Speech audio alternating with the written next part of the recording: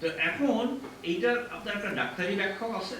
ক্যান্সারে আক্রান্ত হয়ে প্রতি বছর প্রায় 10,000 মানুষের মৃত্যু হয় আয়ারল্যান্ডে। আর শনাক্তের দিক থেকে ইউরোপের দ্বিতীয় সর্বোচ্চ দেশ এটি। ইউরোপীয় ইউনিয়নের গবেষণা বলছে 2040 সাল নাগাদ আয়ারল্যান্ডে ক্যান্সার রোগীর সংখ্যা 47% বাড়তে পারে, যেখানে ইউরোপের অন্য দেশগুলোর গড় আক্রান্তের সংখ্যা হতে পারে 18%। এই অবস্থার মধ্যেই ক্যান্সার প্রতিরোধে সচেতনতামূলক সেমিনারের আয়োজন করে প্রবাসীদের সংগঠন all Bangladeshi association of Ireland. সেমিনারে ক্যান্সার গবেষক, চিকিৎসক ও ক্যান্সারে মৃত্যু হওয়া বাংলাদেশি পরিবারের সদস্যরা ক্যান্সারের উপসর্গ ও ক্যান্সার ধরা পড়ার পরে কি করণীয় তা নিয়ে আলোচনা করেন।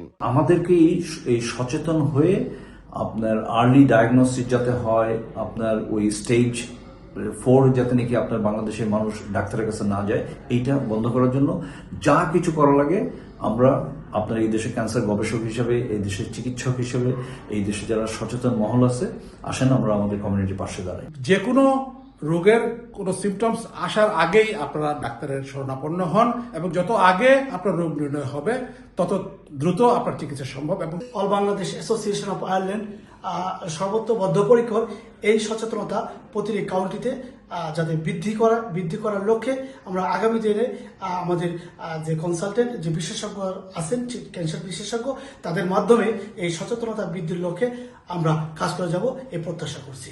সদ্য ক্যান্সার থেকে মুক্তি পাওয়া বাংলাদেশীও নিজেদের বাস্তব অভিজ্ঞতা তুলে ধরেন আলোচনায়। যারা প্রোস্টেটের বিশেষজ্ঞ, সেই স্যারদের, সেই ডাক্তারদের কথা অনুযায়ী এবং নিয়ম অনুযায়ী আমি চলছি এবং আমার সার্জারির পরে আমার পুরোটাই আমার ক্যান্সার নিরাময় হয়েছে। এখন আমি জিরো ক্যান্সার আছি।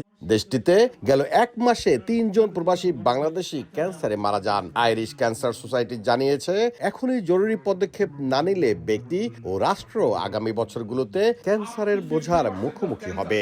Can be prevented. Syed Jewel, সময় সংবাদ, আয়ারল্যান্ড।